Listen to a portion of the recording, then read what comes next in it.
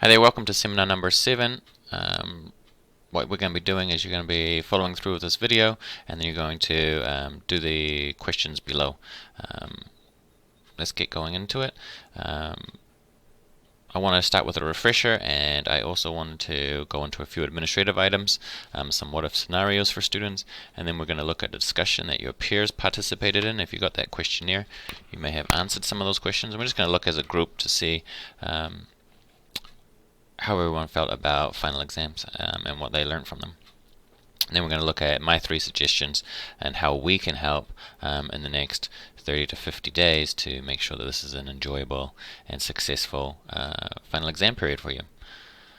So I just wanted to remind us what we did in the first seminar and what we've just done over the last, what are we in, like 7th month? Or about 8 months together. The first seminar was talking about personal responsibility and small, smart choices over time and consistently over time. This idea of the little things and improving 1% every day sort of thing, and just slowly being just better, a little bit better than yesterday, is how we build something really big, because that's exponential. We talked about personal responsibility and the difference between taking responsibility for your choices and your actions and also the consequences. But even though you're not at fault, a lot of people think if I accept a responsibility for something, it means that I'm at fault as well. And it's not always the case. If you hit someone with your car, yes, you are responsible in that situation, and you are also at fault. But the example I gave in that seminar was or someone knocks on your door and you open up your door and someone's left a small puppy there. That wasn't your fault. You didn't ask for this. But now you are responsible. You have a response that you need to make. We also talked about getting comfortable with being uncomfortable with that discomfort which comes with the stress and pressure of being a university student. One of the strategies around this, and being aware of that, because most of the time when we get uncomfortable, we procrastinate, we avoid. And so we talked about strategies around doing that as well. We then looked at the 8 learning strategies that are associated with really strong, durable, reliable learning. And what we found is that they're all hard to do. They feel hard. They're hard on our brains. They're hard on our energy. They're taxing. But it is worth it. That difficulty is the feeling we're looking for. That's what we want. And that's how we know that we're doing a good strategy. That means it's going to be more durable over time. And it's going to be more reliable in an exam situation. And those strategies are the ones that give us the chance to play a much more active role in our learning. And so they allow us to take control of our learning again, instead of just rereading and rewriting and just hoping for the best on exams, and then not getting the grade that we expected, and then just feeling a little bit helpless or a little bit out of control. It's like, well, it doesn't matter what I do. It doesn't matter if I work really hard. It doesn't matter if I rewrite my notes 1,000 times. It doesn't matter if I read the textbook 100 times. So we wanted to be using these strategies to take back control of our learning by changing how we learn that material. We talked in November to prepare for those finals, and we talked about healthy coping, but we also talked about self-sabotage. The healthy coping, some strategies we talked about was connecting with friends and family, making sure those connections are still there and that we're able to share and talk. We'll see this again in anxiety shortly. Test anxiety, gratitude, being grateful for the opportunities that you have and the things that are happening in your life. We can slowly get bogged down by that negative self-talk, and we can get depressed by poor results, and the pressure can do that, and we can isolate ourselves. But if we're able to take a few minutes to be grateful for some of the things that are going on in our lives, it's just that perspective switch can change our whole interpretation of what's going on around us, and it can get us back to achieving the goals that we had set out in the first place. We talked about random acts of kindness as well, having that a part of your your value system, what you found important in your life. The self-sabotage piece was that we do really strange things around exam time. For some reason, we set a plan and we have all these high goals of working really hard, and then we don't do it. We procrastinate. We might start reading other books. We might go out with friends much more often than we had planned. We do really strange things, and this is not just during finals; it's throughout the whole semester. And we talked about the self-sabotaging ways of looking at this, and just going a little bit deeper is that we justify our behaviors to make ourselves feel better. There's usually a stress relief from that when we do procrastinate, and we avoid the thing that's causing the stress. Then we looked at, well, maybe where did I learn this? There's a purpose for every single one of these behaviors, and that purpose is maybe there's an unwritten rule that we are working upon. And some of the common ones that we talked about was, in high school, the rule was I don't have to prepare for exams because I get good grades anyway, right? We've had that, and you guys have had that. Everyone's had this experience of that. What it takes to do well in an exam, maybe we're still operating on the rule from a high school rule that I am smart enough or I don't have to work hard for exams. And then we looked at it, and that worked at that time, and that makes sense. It's a good rule. It's effective, and it's very efficient for exams. But we're still applying that now, and it's not working. So we had to rewrite those rules. And so the rule was that I now have to work really hard for my exams. I have to start earlier. I can't just start at the end of the 2 days before. Right? As soon as we change our operating system, that gives us a chance to start changing our behavior, and knowing that this is the rule and cutting off that other rule, we're rewriting the code that we're operating by. Then we talked in January, after we got some results, we talked about adaptation and mainly being resourceful. Now is the time to ask for help. Some of you had to shoot for bigger goals. Some of you had to shoot for smaller goals. Some of you had to stop aiming for admission, and you just had to focus on meeting the requirements of the program, that satisfactory academic standing. And so that is an important part of any planning step. We get some results and we have to adapt. We have to reflect on our results and then either adjust, whatever it may be. And then to do this, we want to start talking to people. Usually the people that had to readjust to smaller goals were students that did not do the asking for help piece. This is now starting to say, okay, now I'm just going to start talking to everybody. And if you remember from the second seminar, you might remember that this was Eamon's strategy as well. She was a student that we brought in that came in with Tyree in that second seminar, and she mentioned that she just started asking for help. She said, I just talked to everybody and just listened to what they had to say. And I just listened to everyone and just took it all on. She also said that she started doing the opposite of what she had been doing in the first place, which is also a great strategy too. Okay, that's where we have come. That's how much we've gone through. These lessons are universal. These ideas have been around some of them have been around for thousands of years. Some of them have been around for hundreds of years, and some of them have been around in the literature for 50, 60, 70 years. These are not new ideas, but what that shows us is that these are the things that they've stood the test of time. These are the things that will keep standing the test of time. These are the things that you're going to be able to take with you and use in any area of your life when you're trying to change behavior and achieve new things. If you're trying to grow, this is how you can do it. If you get addicted to this professional development, which I hope everyone starts doing and considering spending time on yourself, self-education and trying to improve your skills and improve does that consistent improvement over time, that you're building a house and not wanting to and having that house in the distance there, then we're going to be consistently doing this and looking for those books and looking for those courses and investing in you. Then you're going to continue to grow. You're going to see these ideas coming up over and over again. Some administrative items. There has been an extension for faculties. Some faculties have. I sent that email out earlier. You can just go to the admissions webpage and you can check that. Acceptance notices will be, some people have been getting conditional acceptances right now, and which is great, but those are all conditional, so you just have to keep up. They'll be waiting for your winter grades, and then you'll be notified. If you take spring courses, then you'll be notified after those grades come in. If you don't take a spring course and you take it in, you finish in April, then you probably get notified May, June, and then if you did take the spring course, you might get notified June, July.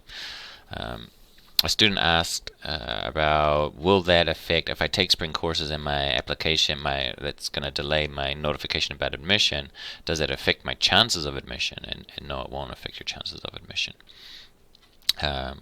It will only impact, you get notified later, which means then you get your acceptance, you go into Beartrix, you click accept or offer, and then you have to change your program, and then Beartrx has to update, and then within 48 hours, then you can register in classes. So you'll just be registering in classes a little bit late, similar to this year.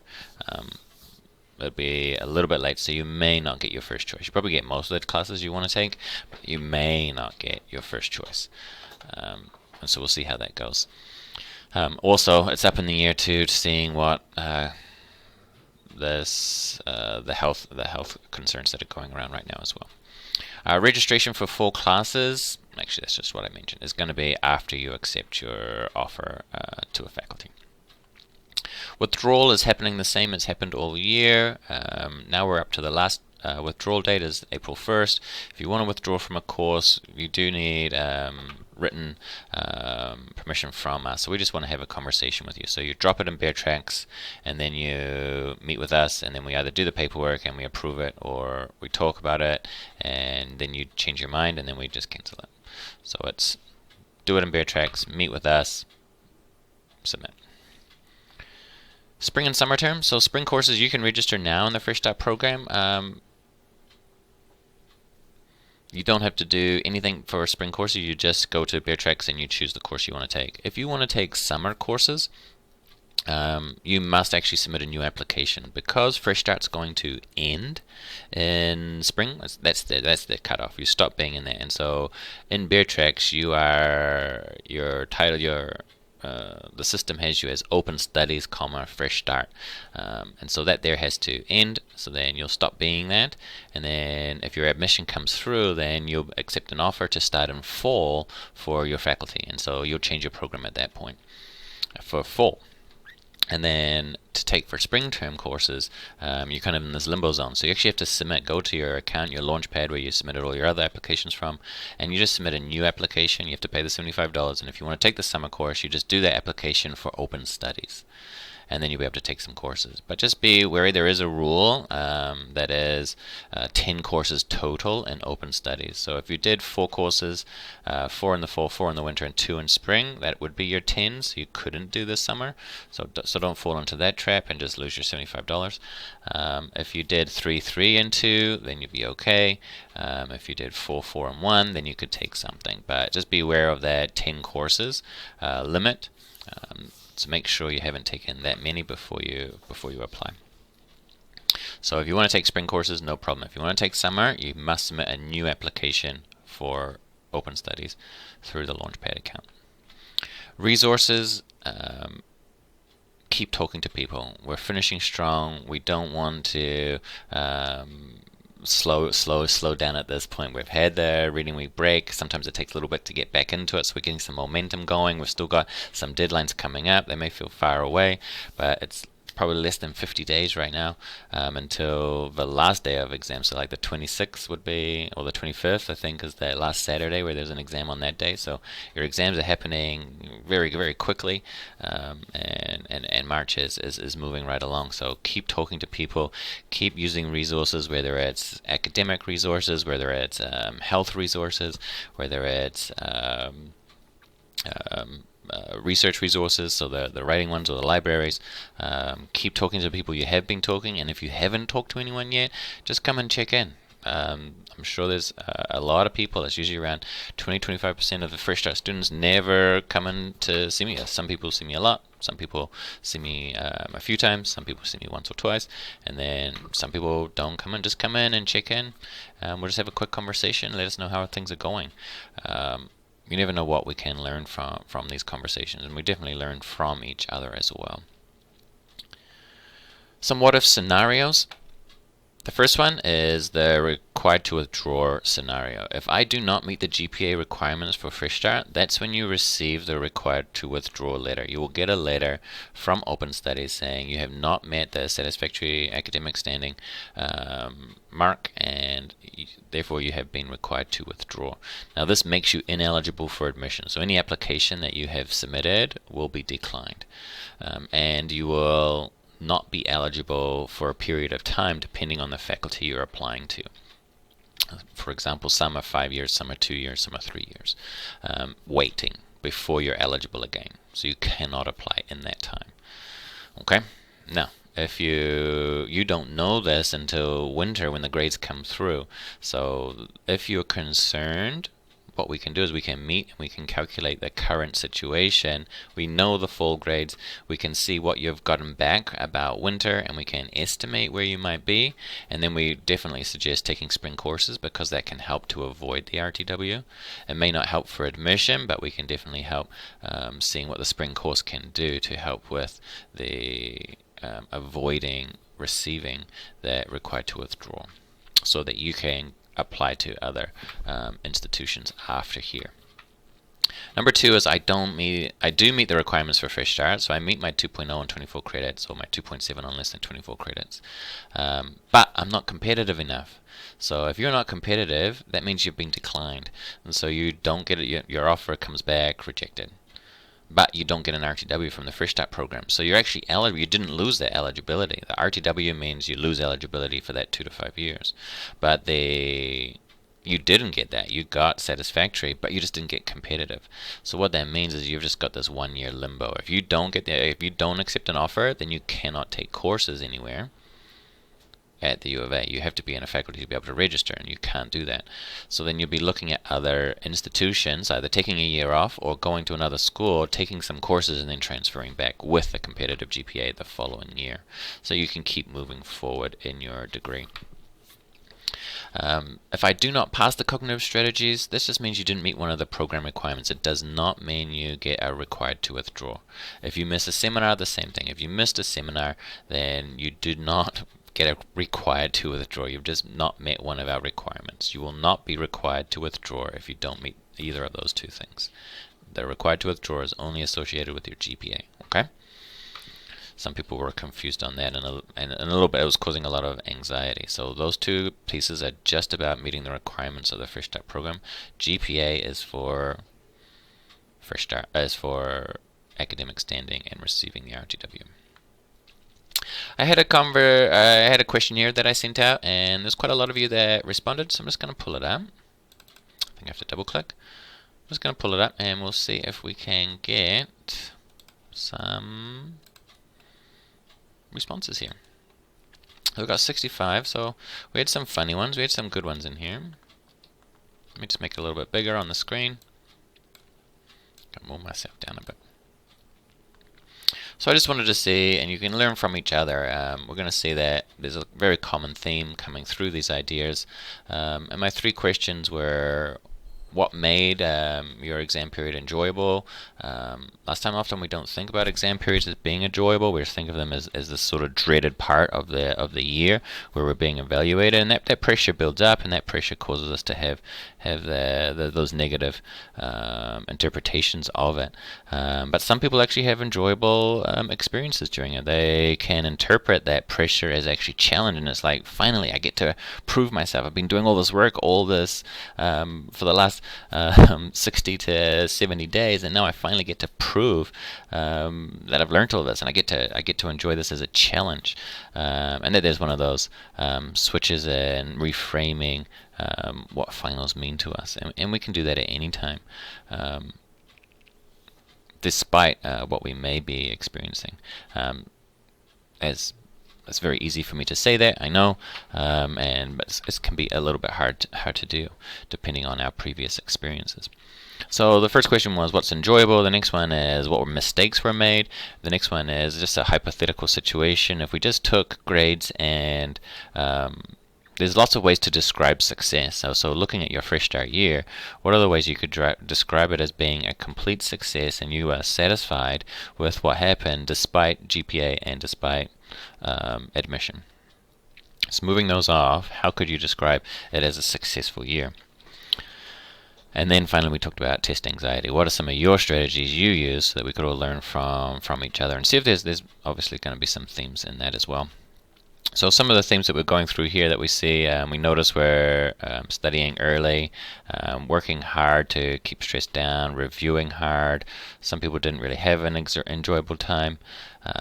Some people found some strategies for allowing them to relax a little bit. Grey's Anatomy, texting, communicating with friends, doing some unwinding activities, studying, reviewing early, plan ahead, planning. So there was a lot of things. Finishing assignments and other course material early, so I had more time.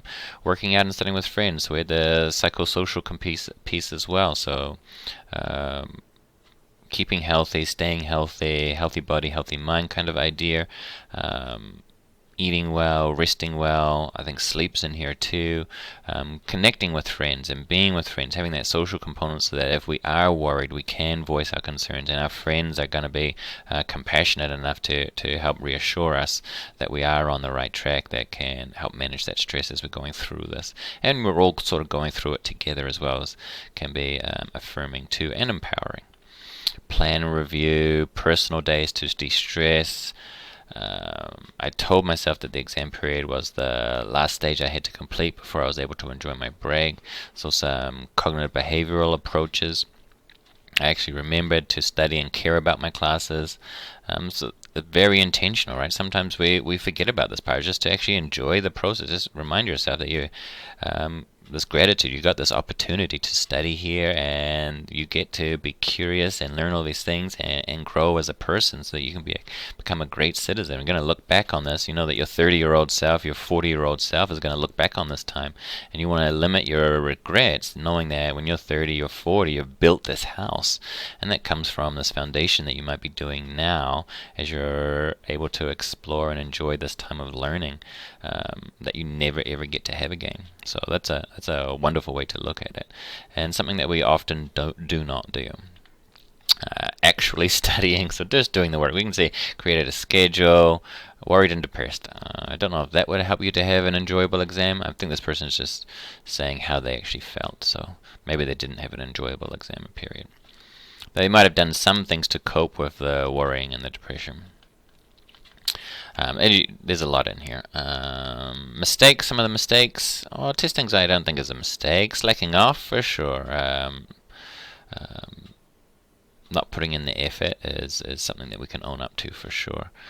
Test anxiety is something that we all go through to varying degrees. We're going to talk a little bit about it too. Procrastinating, didn't start early enough, not good timing, prioritization was bad, need more balance, waited too long to revise the material, ended up pulling a few all-nighters, cramming, procrastinating, didn't clean my house enough, sleep less, still had exam anxiety.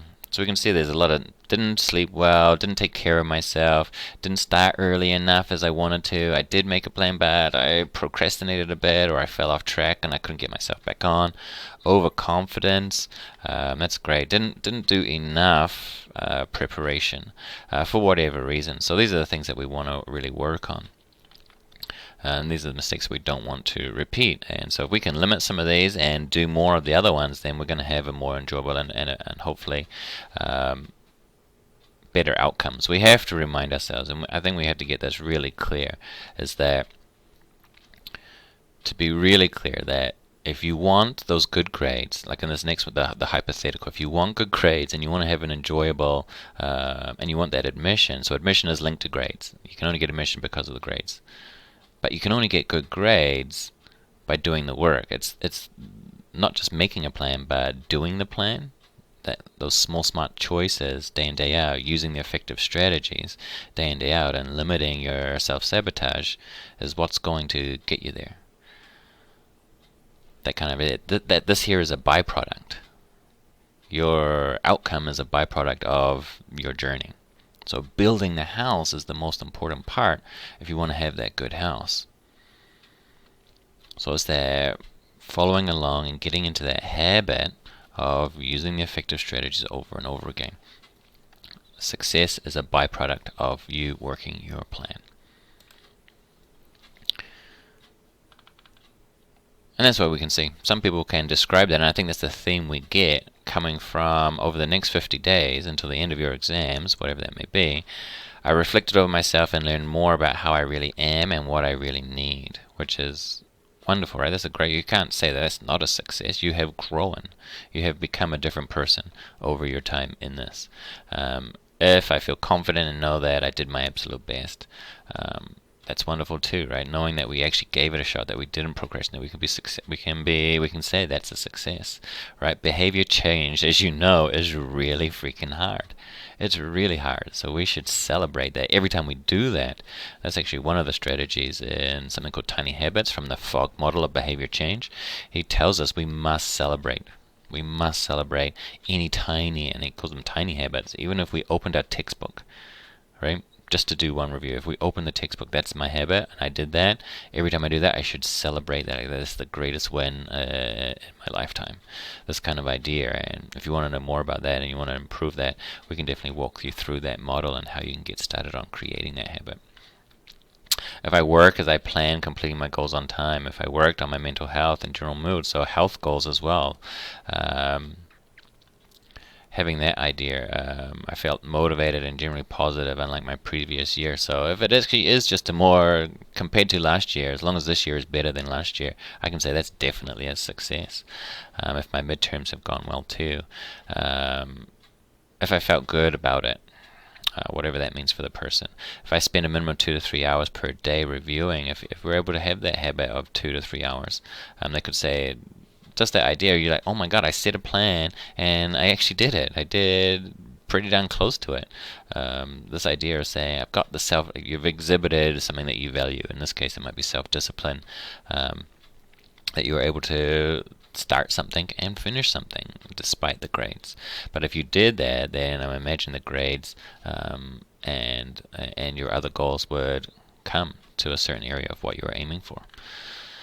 If I truly tried my best, if I felt it after writing the exam that studying efficiently helped a lot and my confidence was boosted.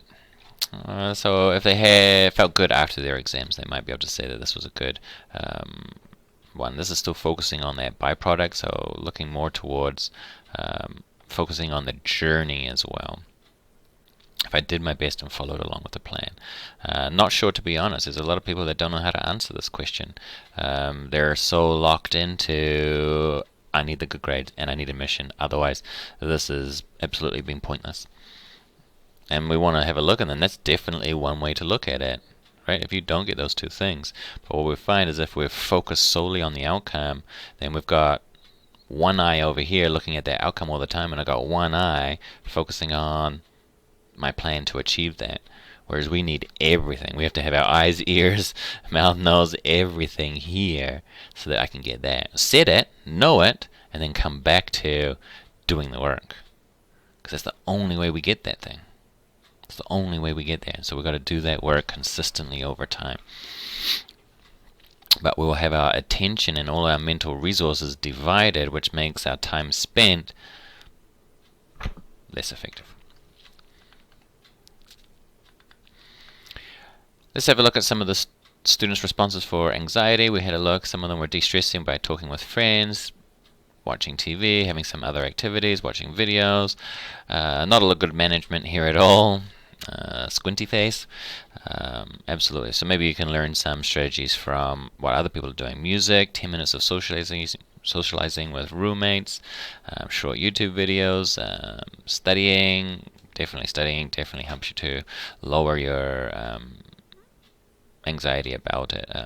What we're talking about here is if you feel prepared, if you did the work, if you worked your plan, then we're imagining that anxiety might come down quite a bit. You feel okay going into it.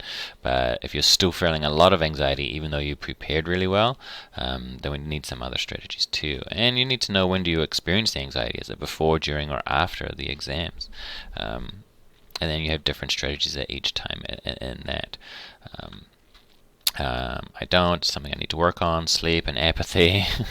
Sleep is a good one to manage it if you're doing it. But again, everything in the self-care realm of exercise and nutrition and drinking, like a glass of wine or a couple of beers once a week is not going to be terrible, right? Like, that's moderation. But socializing and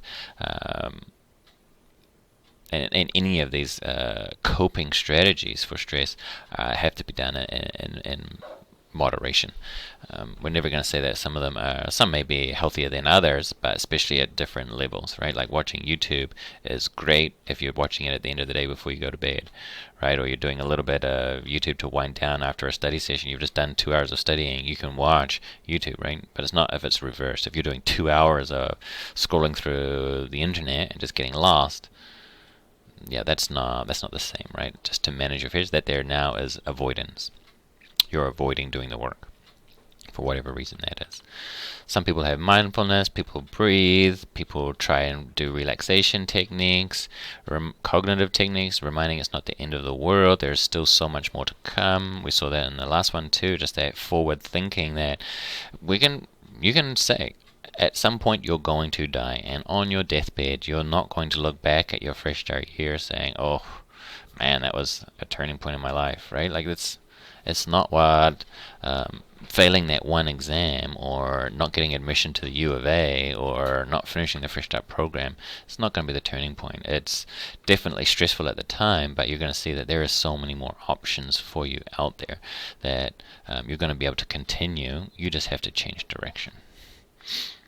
Sleeping, exercising, all those good self-care ones. Chewing gum. Chewing gum actually came up. I read through these all. I'm going through quickly for you guys in the video, sake of the video.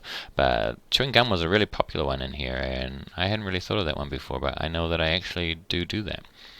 So those are some of the strategies for managing their anxiety. So I just had a few suggestions that I wanted to add to these. This was actually just this tennis game over here. This was just an activity that we did in with a partner, but we won't do that here since we're online. I wanted just to change a little bit of the language around. There's a lot of study hard, review hard, do a lot, right? Stick to the plan. That kind of we want to do that, but that kind of language, just be careful of the language. If we're being strict and not being flexible, we're being strict and rigid, seems to be a little bit of a theme in there. And I just wanted to remind you to switch that language, that you're committed to your plan, but you are completely flexible in changing that plan and moving things around, right? We don't know the plan's going to work. We're just making an ideal situation with the time that you've got so that you can start preparing. Things can change, right? Life can happen, or you may get into the content and you find that you do some things faster, and you may end up changing how you prioritize things. That's where the reflection piece comes in. We've already got to be open to adapting, right? This is where we come back to Darwin, and that survival of the fittest is not who's the strongest, who's the most dedicated, who's the most self-disciplined, who can be the strictest and the most rigid. No, it's the person that can adapt and fit into their environment. Right? We're not saying strongest survives, we're saying the best fit survives. So that's the most adaptable survives. Okay, so we want to be able to be flexible but remain committed to finishing out this plan. And then finally focusing on that learning. That's hopefully what that hypothetical situation was going to be able to do. And this was actually a response that I got from a student in an email just saying, they told me, I was just checking in with them, they told me they'd done really happy with how they had done in the fall term. And then I said, what would you attribute it to? And what are you going to take forward during the winter term? And this is their response, which I think just sums it up perfectly. This idea of we're building your own house, you're trying to grow it. And it's saying grades are important, but I don't want to think about them all the time, right? Right? They are important and I need them, but I just want to remind myself that good reviewing is more important than only caring about the grades with no practice, right? And we can get locked into this, right? We can get locked into this, I'm here for the grades, and if we think about the grades most of the time, that can actually give us a little bit of we can actually think, oh my gosh, if I got an A, everything would be okay. Right, and that can give us a little bit of relief. So this fantasizing can actually trick us into already achieving that. We can feel like we've already achieved the goal. So we want to set that goal, and then we want to get back to doing the work. That's what I wanted to talk about. So I'm going to talk about planning, strategy, and test anxiety. So I just want to offer some of the suggestions we have. I'm not going to go through these in detail. These are more call to actions for you to ask for support. So these 3 things, come and meet with me and we can sort them out, and we can do them very, very, very quickly. We can get you on the right track for these 3 tasks. You just pick the one that you prefer to talk about, or we can talk about them over a period of time. So the planning one, we do a 3-week plan. You can see these slides, but I'm just going to go through this. We use a calendar and we just look at March and April. And then we're just going to go through how much time can you commit before the last day of classes, how much time can you commit after the last day of classes. Then we break it down into 3 phases. There's a preparation phase during the March period, then there's a little bit more preparation, and then if you haven't finished preparing, just after classes finish. But after classes finish, hopefully we're in that self-testing phase. We want to go back to those 8 learning strategies, and we know the top 2 we want to be doing is active retrieval over time. So we want to prepare as many test questions as we can and collect as many test questions as we can. We want to be condensing and summarizing our notes so that we've got a really good conceptual framework for all of the content that we have, that big picture down to the details. So top-down view, not necessarily bottom-up view. We can get lost when we try to go into biochemistry and we try to look at the 1,000 details or the 1,000 facts that I need to know in one chapter. That can be really confusing. Instead of going from the top down and creating a conceptual framework to put those 1,000 pieces of information into, that's much easier and a much less mental load for recall, and we can practice that. So we want to use those 2 strategies: prepare test questions and do a condensing strategy like a 1-page summary, and slowly condensing 50 pages into 25 pages and 25 pages maybe into 5 pages. Those are just arbitrary numbers, but whatever it may work for you. Then we want to get back into active recall and testing. We want to be actively answering and asking and answering those questions you just created, and practicing recalling those study sheets, those summary sheets. We make a list of all the topics you have to make, and then we plug them all into the calendar. And we say, this is the subject I'm going to do, and this is the topic I'm going to do. And we can do that. Again, it's a plan. Things might change. You might need more time. This is all an estimate, but it's something to actually get you going, and it's focus. Once we get really clear on what we have to do, it's much easier to do the behavior. And if we can break it down to just 1 hour at a time, or even 30 minutes at a time, that can get us over that procrastination hump. The hardest part is just starting, and that's where that tiny habits and behavior change model comes in. Make it really tiny. We can just say, for example, in here, this student here says, on Wednesday the 11th, all I have to do for my math review here is to sit down and open my math textbook. That's it. If I do that, I can celebrate. That's a win. Anything after that is a bonus. But if we make it small, we get over that hurdle of doing it, right? Where said, all I have to do for history is to get out my history notes, sit down with my history notes, and write 2 questions. 2 test questions to test myself a little bit later. That's all I have to do. That's my habit. And then I can celebrate that I did that. If I want to do more, great, you can go do more. And that's the routine we want to get into. Keep it small, because then we don't need motivation. We're now relying on just the ease. We've got the skill to do 2. I can do 2. If I have to do 50 every single day, that's really hard, and I probably won't do that, and that's when I procrastinate. So one strategy we can do is to take motivation off the table, saying, I just need to make it really easy for myself. And that's where this idea of tiny habits comes in. Make it really tiny. Another way of tracking, so this is one way you can track and make our plan of this active retrieval over time. So we'd be preparing all our questions and our study sheets here, and then down in after the last day of classes, we would be testing ourselves before these finals. Well, the last day of classes was over here. Another way of doing it is just to make a list of all the topics that we did, which we kind of did just before. Make a list of all the topics that you covered, and then put in when you did the lecture and when you read the chapter. And then we want to actually put in our spaced review. So we just want to put in, when did I do it? So just allow for 4 or 5 reviews from your lecture date. And we can just say, okay, this has been a long time since I reviewed this content, so I want to just put in a quick review. Now, if you have that study sheet, that could be your review. If you've got 5 pages and you want to make a 1-page summary sheet, great. If you want to make your 10, 20 questions for that class, that can be the act. That's the review you do. That's the review part. The space part here is putting in the questions. This student, this guy is a med student in Oxford, and he started a YouTube channel, and he just wanted to document what his experience was, and then people started asking, oh, how are you studying, how are you learning this? And so it was from a psychology course too, he started learning and seeing the research around the psychology of learning. So everything you've seen in cognitive strategies, he has a few videos on these, and so this is his method that he came up with for using the 2 most powerful strategies that we talk about in the 8 learning strategies. And he says active recall and spacing, and so here he's able to keep track of both. And so he has the dates that he writes in, but then the color code down here is about how comfortable he feels with the material. So if he's written his questions, he's written his 20 questions on the scientific method, he comes in here and on this date here, he tests himself on those questions, he color codes it, and he says, I got accurate recall, I'm good. So then he just spaces it over time. And then from here, we can start seeing, we will go from light to dark. You can see some of the other harder topics like density and dimensional analysis. They're lighter, and then they get darker over time. So this is the spacing it and practicing it over time.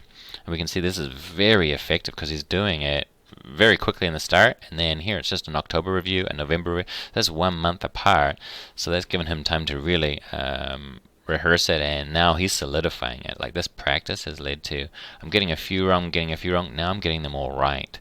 So this is leading to some really good confidence with the material. So this is another way of tracking it too, and you can do this on a piece of paper. You just make all the topics for a particular class. This was his chemistry one. Then you just do the date when you started it, when you read it, and then your first reviews, and you just put it in as you go. And then make sure you just, you can color code it, you can use a symbol, you can do whatever you want to say how accurate you feel, your confidence with it, how accurate were you with your recall. Again, if you want to do this, go into eClass, book an appointment with Tristan, and you'll be able to do this. We can set this up very quickly, either a calendar or that spreadsheet very quickly. The strategy we want to talk about again is active retrieval. The biggest part is just making the questions. A lot of students seem to have trouble coming up with questions to ask of their material, or they just ask the same style of question. So I just want to talk about two different types of testing, making the questions and during the preparation phase, and then you're going to be self-testing with that, but I want to introduce a stress test. We want to do exam conditions testing, which is you test with a time pressure. So you say 30 minutes, and then you give yourself 20 questions, or you give yourself 30 questions to induce that stress, and you have to be able to actually write answers to those questions. And then you can just get that feeling of stress and trying to recall under stress. If you actually have a practice exam from your professor, that's how you should do those ones there. You could go through, and we're going to look in a minute, that you can analyze those for how to make some questions to prepare, and just using a framework. But we want to use those practice exams under stress conditions, so under exam conditions, so a stress test. Put that time pressure on yourself and try and answer it that way. So you want to use those near the end of your preparation, so you've done some studying, you've done some learning, you're feeling good with that, you're feeling accurate with your recall. Now you can move into, okay, let's do it under some time pressure. You can start with the 6 journalistic questions. These ones here are really good. They're sometimes not so appropriate, but it's very fast to get the question machine going. So you can just do who, what, where, when, why, and how with any piece of content. You could do, if you had a history class and you had a particular person, you had Winston Churchill, you could say, who is he, what did he do, where is it, where did all of those things happen, when did they happen, why is he important, how did he do some particular thing, whatever it may be. You can start asking these types of questions just to get your brain thinking and getting the questions going. You can also come into the 5 orientation questions. Now these questions are essential. I think everyone should be creating these questions. What is the definition? What is the example? What are the different types of this? What is this related to? And what can this be compared to? These 5 questions are perfect for short answer and for multiple choice. We're going to get a lot of this style of question. So we want to know answers for any of these. If we come back to, let's do cognitive overload from cognitive psychology. Cognitive overload, what is the definition of it? What is an example of it? What are the different types of cognitive overload? What is cognitive overload related to? Can it be compared to anything, right? We can do that for one topic. We can come up with 5 questions, right? These here also work on a scale. Like if you want to be able to, what are the different types of cognitive overload? It implies that you know these 2 things too. So we can just ask one question that sort of includes these 2 once we get going. Finally, we can ask the 4 power questions. These questions are really powerful because they require a lot of information. So cognitive overload, so what? Why is it important? That's a great question to ask, right? That implies that you have to know basically all of those other questions just on the other page that we just mentioned.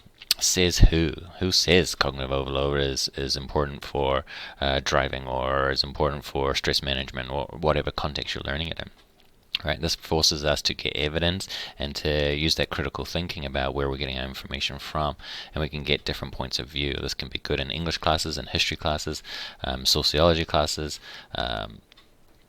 those ones where we got different perspectives talking about a particular concept. What if is a wonderful question too that we can use to create a little bit more curiosity and a little bit more fun around the thing. We start thinking, okay, well, if this is a situation, great, but what if this happens? Then what happens? So this here happens a lot in the sciences too, is that we're hypothesizing around what's happening, and we may end up even leading to some predictions too.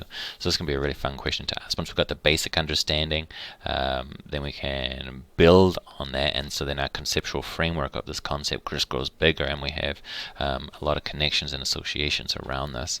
The next one is, what does this remind me of? It's in red because it's considered one of the better questions we can ask. It's sort of working on that elaboration strategy, and this idea that creating more associations, saying, okay, an analogy or analogical thinking can say, okay, I'm learning about cognitive overload, but what does this remind me of? What's my personal experience with this? So you may think of your own examples, or you may think of something that you've seen on a TV show, or whatever may come to mind.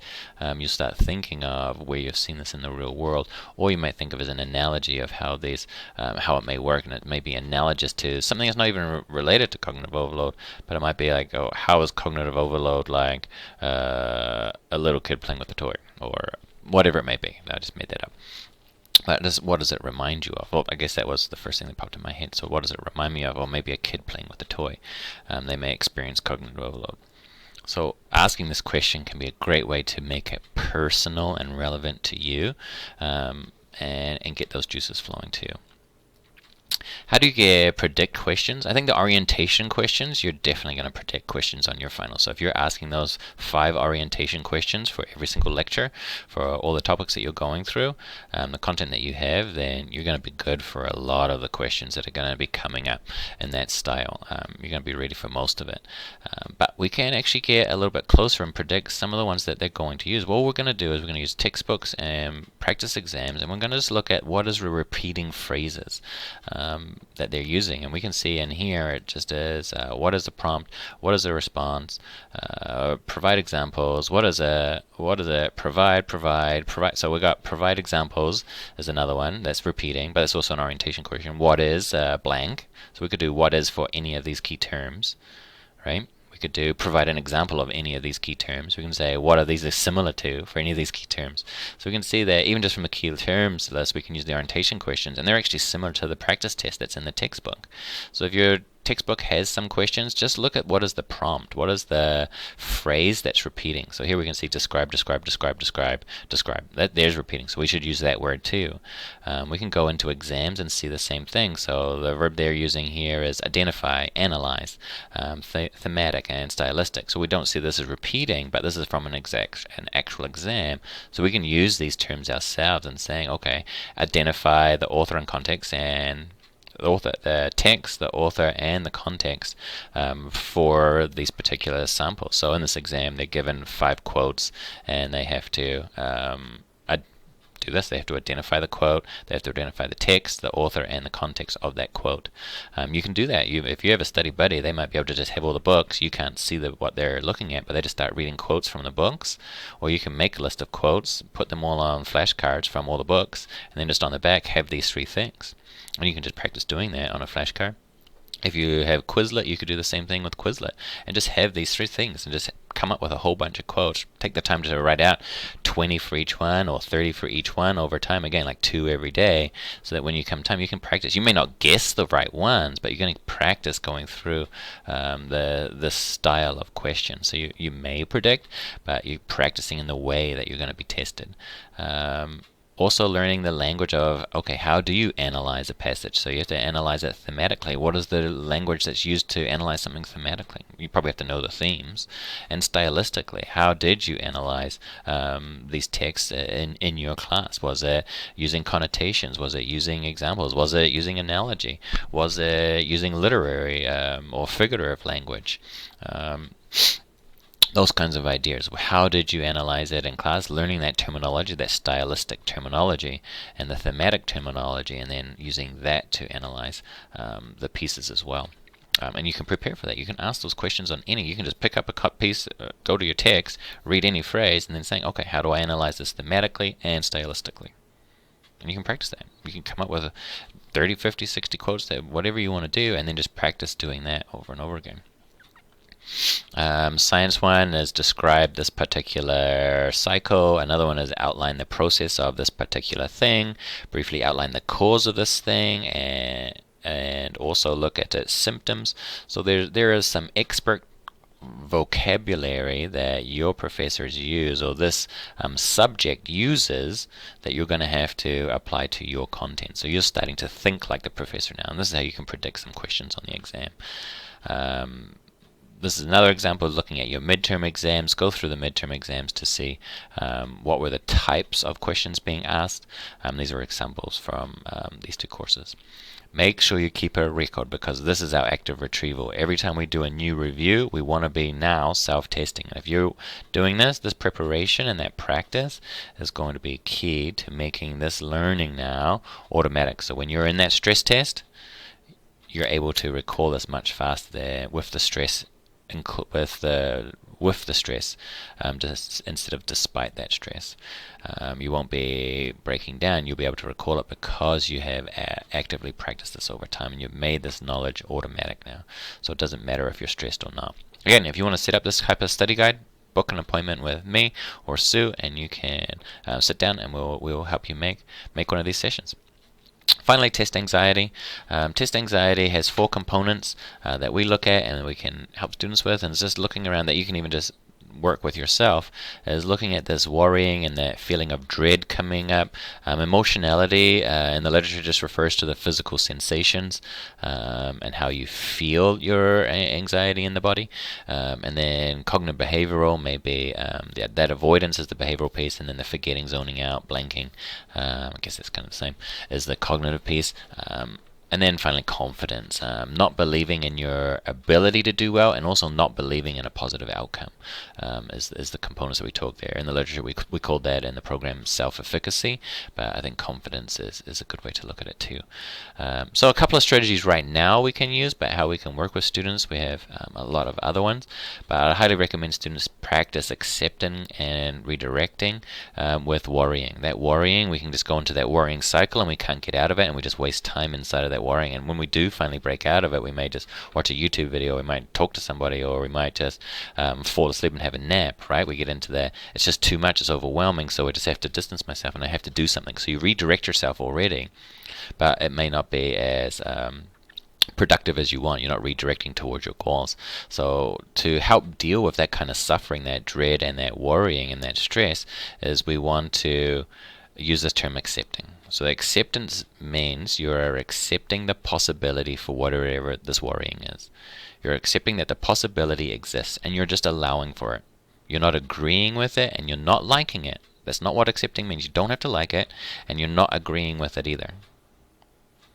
We're just accepting that this thought exists, and we're allowing for it. And that allows us, once we start allowing, that means we stop fighting with it. Worrying can sometimes demonstrate as that we're just fighting with another person here that is offering up all this information, and we're buying into it, and we're going around and round and round and round in circles, and it can feel like this fight, and that we're trying to control it. So we want to disengage with it and let that part go. And if we can accept and allow for this, then we're able to redirect and make a choice about how you want your exams to go. And for you, that would be working your plan. Or if you're in the exam, answering the next question. Coming back to the present moment and saying, this is what I want, and taking action towards that. That's your committed action. You've already decided what's important to you, and now you're able to do it because you've been able to use this strategy of accepting the situation, accepting your negative thoughts, accepting your worrying, accepting the feeling of dread. It exists. You may feel like you are falling apart. Accept it. You might fall apart. See what happens. See how that goes for you. You must practice this. It's very hard. We know that worrying is ingrained, and test anxiety around this time, this pressure is real because the exams are important to us. We have to practice this new strategy. Emotionality is using the stress and interpreting the stress in a different way. So we're feeling these physical sensations and we think that this means I'm nervous and I'm going to freak out or I might fall apart. But we can reinterpret it and saying that this stress is actually the physical, these are here to help me focus and see and read faster and clearer and use my memory better than I've ever used it before. The stress is here to help. Like that arousal is serious. It's there for a reason. It's saying, hey, this is important to you. Focus. And so use this extra energy that's coming in to do better than you've ever done before. That's what this is for. So that's why we find that people in stressful situations, you have that fight or flight, you can run faster than you've ever run before, right? You can be stronger than you've ever been before with that stress. If we can interpret that's the reason the stress is here for. If we always fall apart when we feel stress, we think, oh, here comes my anxiety, I always do terrible, this anxiety is hurting me, then it will. But we can also look at it the other way too. Grounding strategies are asking ourselves to focus back on the present moment. If we're blanking out, if we're avoiding, if we're not doing the right thing, we want to bring ourselves back to the present moment so that we can, not necessarily we're not accepting anything here, but we want to redirect ourselves back to the goal. We want to come back to the present moment so that you can make a good choice. Small, smart decisions over time. So this grounding technique is just called 5 things, where you look for 5 things that you can see, 5 things you can hear, 5 things you can feel, maybe depending on the location, 5 things you can smell. So it's using your senses to come back to right here, right now. That here will calm the nervous system down and it'll bring you back into the present moment, and now you can make a choice. And finally, being prepared. If we want to improve our belief about our abilities, then we've got to practice. If we do the active retrieval over time, that's going to build up that skill, then you're going to feel confident about your topic. Once you start building up that skill and you start seeing results from your self-testing, you're going to start believing in a positive outcome. So we want to be doing that. Again, if you want support with any test anxiety strategies or implementing this into your plan, and you want to have a enjoyable exam period and limit the mistakes that you made last time, definitely book an appointment with me or Sue and we can talk about this. These are the takeaways. Start early, monitor, adjust, prepare and do your test questions. Use accepting and redirecting if you do have a lot of that worrying going on and the vicious cycle. One thing I didn't mention is that this analogy of you're in a car with your negative self-talk. If you've got negative self-talk with that worrying, just imagine it as a person or a thing, and you're on a road trip. They're in the back seat, you're driving. They're talking, but you're in charge of where you go. So they're coming along for a ride. You can't get rid of them. You can't control them. They're in the car. You can't kick them out of the car. They're going to be in the car. Are they allowed to change the music? No. Are they allowed to pick what we listen to? Definitely not. You're in control. You're driving the vehicle. They are going to be in the back seat and coming along for the ride. This is what accepting is. They're coming along, but we don't have to buy in. We don't have to like it, and we don't have to agree with anything that they're saying.